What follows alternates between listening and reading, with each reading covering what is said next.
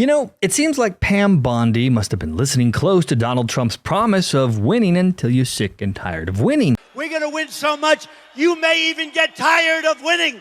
And you'll say, please, please, it's too much winning. We can't take it anymore. Mr. President, it's too much. And I'll say, no, it isn't. We have to keep winning. We have to win more. We're going to win more. We're going to win so much. Because she has already taken aim and fired both barrels at sanctuary cities and states. The Attorney General, Pam Bondi, you see, has filed a lawsuit against the state of Illinois, the city of Chicago, Cook County over the sanctuary city policies.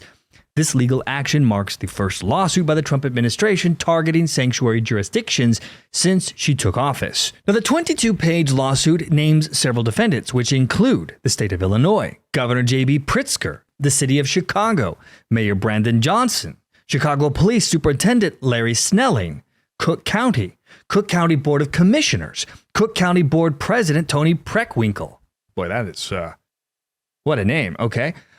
And Cook County Sheriff Tom Dart. The Department of Justice is specifically challenging the following laws and ordinances. You have the Illinois Trust Act, the Illinois Way Forward Act, Chicago's Welcoming City Ordinance, and Cook County Ordinance 11-0-73.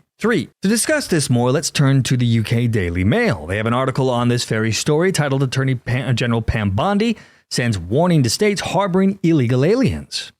Attorney General Pam Bondi warned sanctuary cities that they are, quote, going to be next if local officials continue to harbor and protect illegal aliens over the safety of citizens. Shots fired. Speaking with Fox News' Sean Hannity, Bondi shared how under her leadership, the Justice Department sued the city of Chicago and its mayor Brandon Johnson earlier in the day over its progressive sanctuary policies. She said, not only did we sue today the city of Chicago, we sued the state of Illinois, we sued the mayor, we sued the governor, and we sued others. When asked by Hannity about whether the sanctuary city and states were aiding and abetting the illegal migrants, or illegal aliens, the Attorney General didn't pass up a moment to make the new Trump directives crystal clear.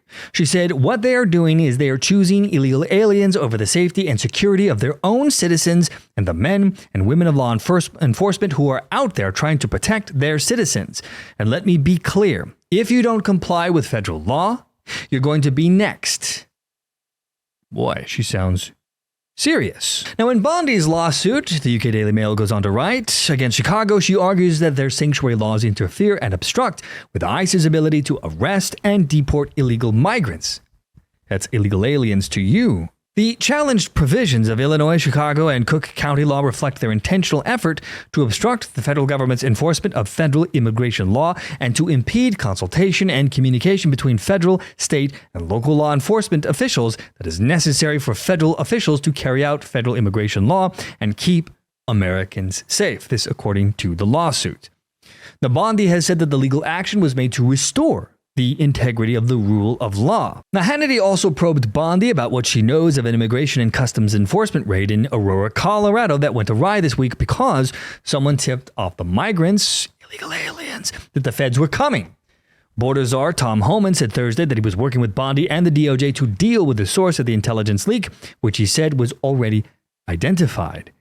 He said they may find themselves in a pair of handcuffs very soon. Oh, damn.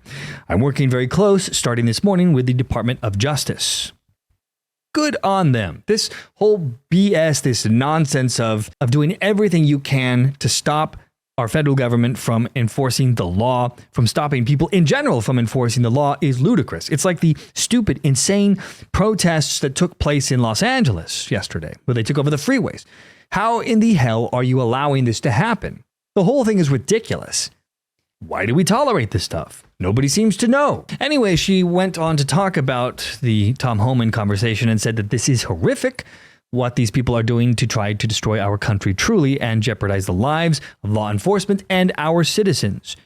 The DOJ is getting back to prosecuting violent crime and giving our great men and women the tools that they need and law enforcement to go after these horrific gangs, the drug dealers, the fentanyl dealers who are killing people in our streets every day. Now, to kind of break all of this down for you, essentially what's happening here is this lawsuit that the DOJ is involved in is alleging that these sanctuary policies interfere with and discriminate against the federal government's enforcement of federal immigration law, which is illegal.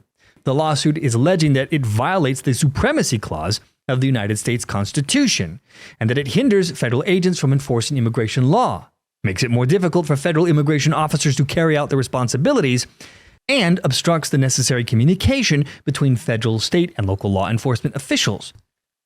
The DOJ is also arguing that the challenged laws prohibit state officers from complying with immigration detainers or civil immigration warrants, and that it prevents local law enforcement from entering into agreements to detain non-citizens for federal civil immigration violations. They are also claiming that it limits the ability of Chicago law enforcement officers to provide the federal government with basic information about non-citizens in their custody, boy does it ever, and that it restricts access for federal officers to individuals in local custody, impeding safe transfer to federal immigration custody, which means that they have to get them out on the streets, which is dangerous for everybody involved. The Department of Justice is contending that the sanctuary policies is exasperating the national immigration crisis. These policies have created safe havens for removable aliens, potentially putting innocent Americans at risk.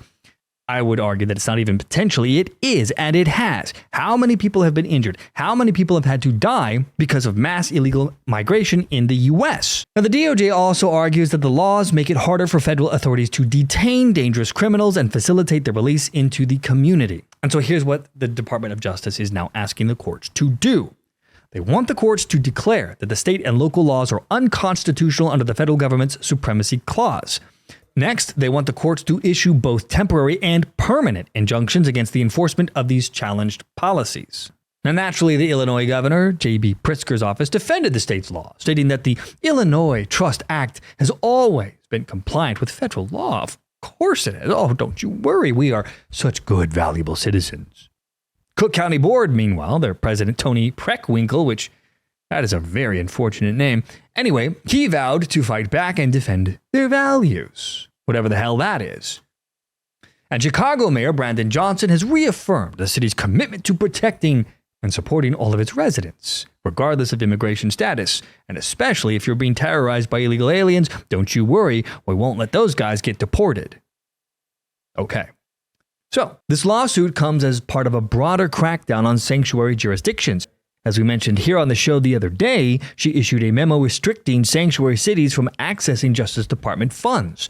And Mayor Brandon Johnson, along with other sanctuary city mayors, is set to testify before the House Oversight Committee on March 5th of this year regarding their sanctuary policies.